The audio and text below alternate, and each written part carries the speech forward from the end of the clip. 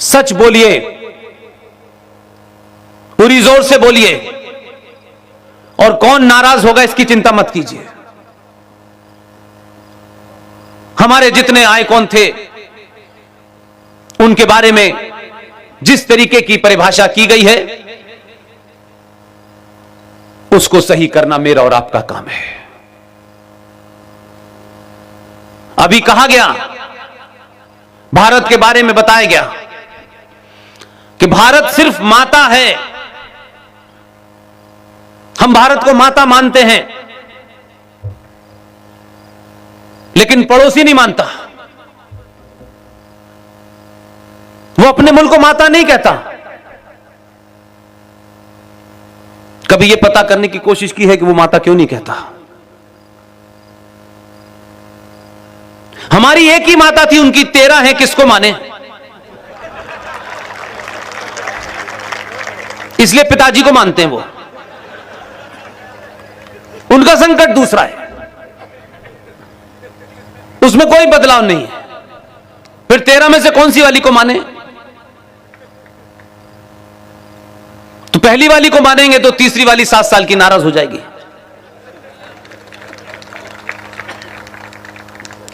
मेरा सिर्फ आप सबसे निवेदन है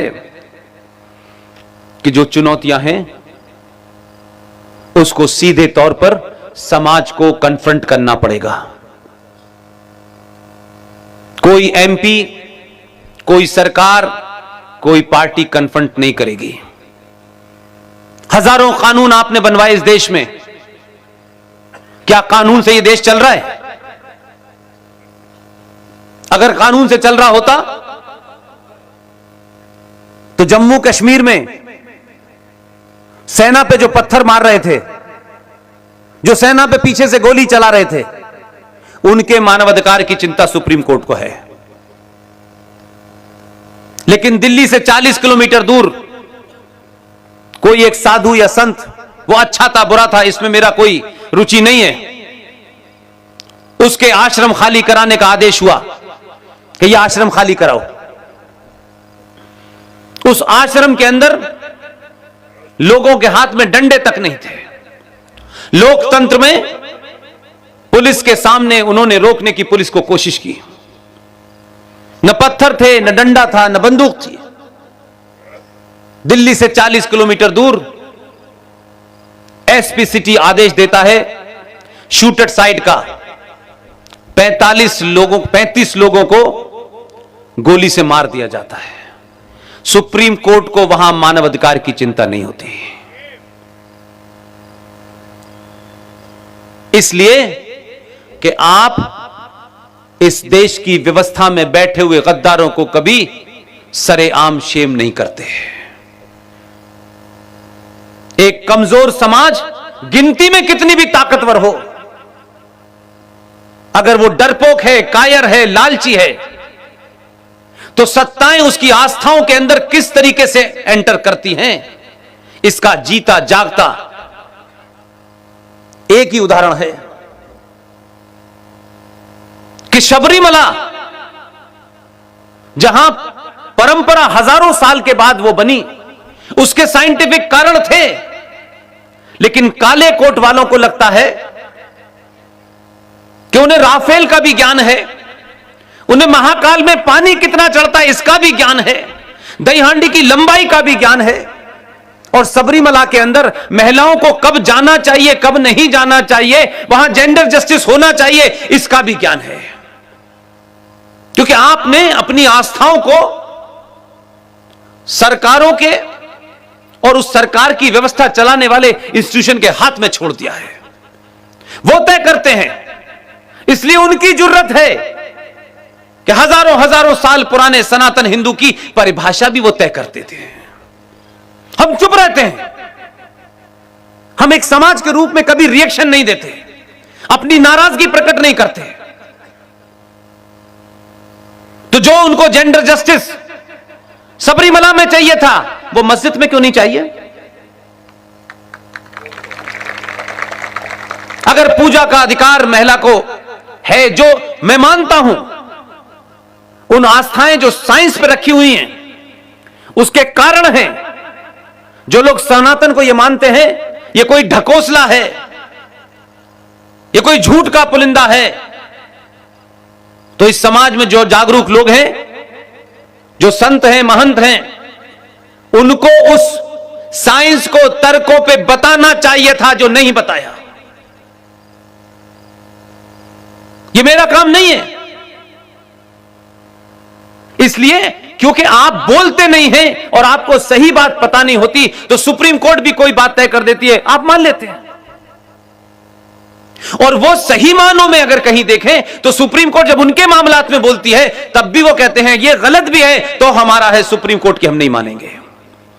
तो आप 100 करोड़ होते हैं, रोज कानून ऐसा बनता है जो आपकी आस्थाओं पर चोट करता है, लेकिन आप बोलते नहीं हैं क्योंकि आपने सारा ठेका, कॉन्ट्रैक्ट सरकार को दे दिया है कि सब कुछ वही करेगी,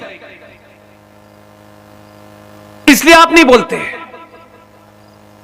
फिर कानून बनता है तो आप उसके विरोध में कुछ आजकल फेसबुक वगैरह पे लिख देते हैं, लेकिन डिसाइसिव लड़ाई नहीं लड़ते। इसलिए रेलवे के पे अगर आप सफर करते हो, समाज में छोटी छोटी चीजों को ऑब्जर्व करेंगे तो आपको बीमारी का पता चलेगा। पिछले 20 साल से रेलवे के आसपास जो झोपड़पट्टी पड़ती है, जरा उतर के कहीं ट्रेन रुक जाए गलती से तो पूछिएगा कि उसमें कौन रहता है। ये सरकारी जमीनों पे रातों रात पीर फकीर पैदा होते हैं और कब्र भी बन जाती है। ये मस्जिदें सरकारी जमीन पे बन क्यों रही हैं? आप सोचते हैं क्या फर्क पड़ता है, वहां बनाई है?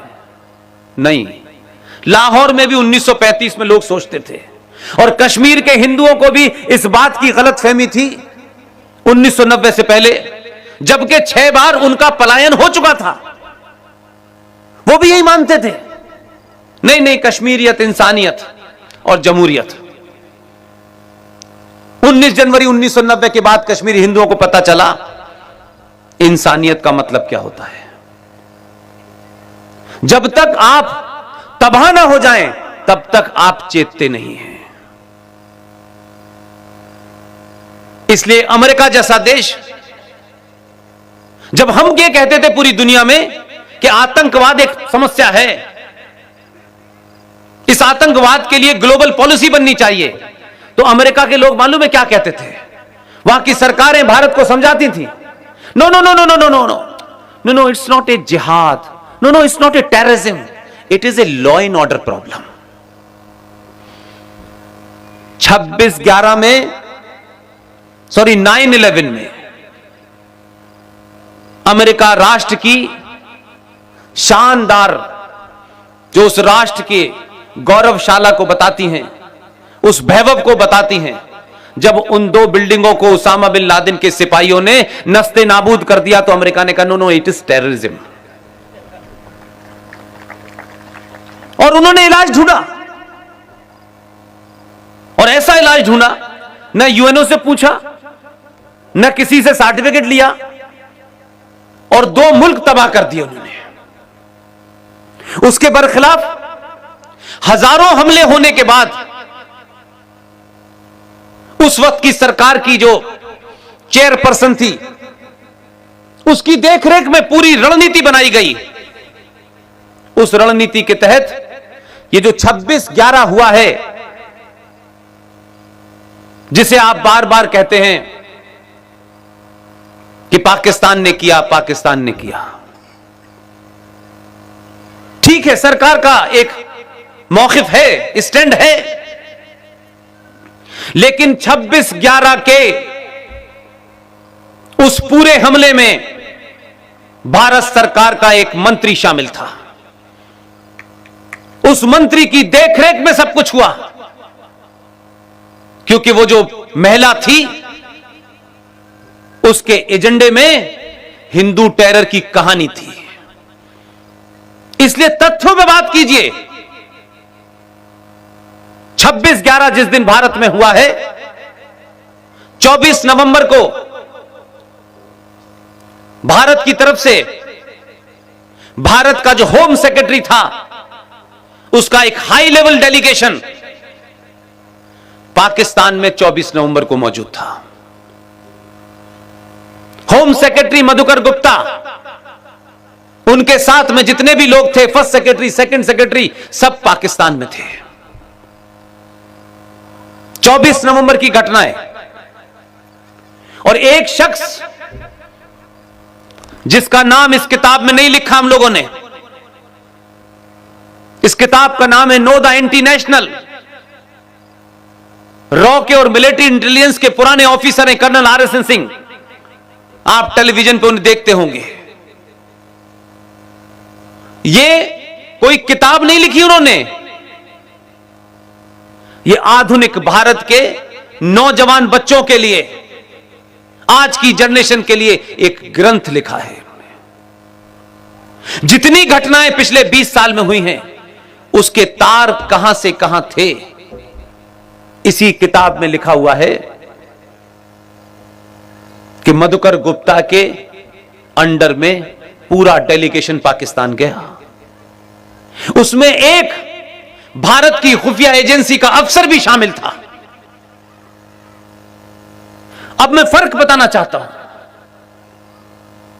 पूरा डेलीगेशन इस्लामाबाद में बैठा था 24 तारीख को। उस खुफिया एजेंसी जो भारत की थी, जिसका एक सदस्य उसमें शामिल था, वो एक्सपर्ट था। उसको 24 घंटे में समझ में आ गया कि कुछ गड़बड़ है। उसने यहां भेजा कि मैं आना चाहता हूं, आप नहीं आ सकते। उसने सब कुछ दांव पे लगा दिया और कहा कि मुझे किसी भी कीमत पे वापस जाना है। वो बागा बॉर्डर से वापस आ गया 25 तारीख को। उस पूरे डेलीगेशन को पाकिस्तान सरकार ने कहा कि आप यहां आए हैं, थोड़ा सा हमारे मुल्क में बहुत खूबसूरत हिल स्टेशन है, उसका भी जरा लुत्फ लीजिए। इस्लामाबाद से 32 किलोमीटर ऊपर एक पहाड़ी है जिसे मरी कहते हैं, बहुत अच्छा हिल स्टेशन है। पूरा डेलीगेशन हमारा उस मरी हिल स्टेशन पे 26 तारीख को बैठा हुआ था। उनको पता था कि वहां से कोई कम्युनिकेशन नहीं हो सकता, लेकिन दूसरी चीज का प्रत्यक्ष गवाह हूं, वो इसमें शामिल नहीं है। उनका नया एडिशन आएगा, उसमें शामिल होगा। 26 तारीख को जिस वक्त मुंबई में गेटवे ऑफ इंडिया के माध्यम से वो जो आतंकवादी आए थे, जिसको आपने टेलीविजन पे लाइव देखा, उसी समय पाकिस्तान का विदेश मंत्री दिल्ली में महिलाओं के प्रेस क्लब में बैठा था। इतना फुल प्रूफ इंतजाम किया था कि किसी को शक न हो। इनका अपना एजेंडा था और इस एजेंडे की मदद के लिए पाकिस्तान ने पूरी मदद की इनकी। कि कसब जब पकड़ा भी गया, पहले तो उम्मीद नहीं थी, पकड़ा गया तो उसके हाथ में कलावा किस लिए बांधा था, किस एजेंडे के तहत कलावा बांधा गया था। वो शख्स जो आया IB का, उसको इतना प्रताड़ित किया गया, इतना प्रताड़ित किया गया। इसलिए मैं कहता हूं कि सत्ताएं, व्यवस्थाएं, ये पुलिस, ये नौकरी सिर्फ घर रोटी पानी चलाने के लिए तो हो सकती है। अगर आपने उसका इंतजाम कर लिया है तो उसके लिए अपने जमीर को मत बेचिए। उसने सब कुछ बर्दाश्त किया। वो शख्स जिंदा है, उसका नाम किन्हीं कारणों से हम लोग सार्वजनिक नहीं लेते।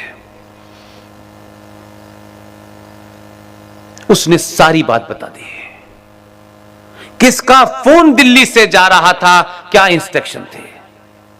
उसको जाने नहीं दिया घर, जब वो 25 तारीख को बागा बॉर्डर से दिल्ली, अब घर नहीं जाने दिया उसको। जब सब कुछ हो गया, उसके बाद पता चला कि इसको सारा राज पता है, उसको टॉर्चर किया।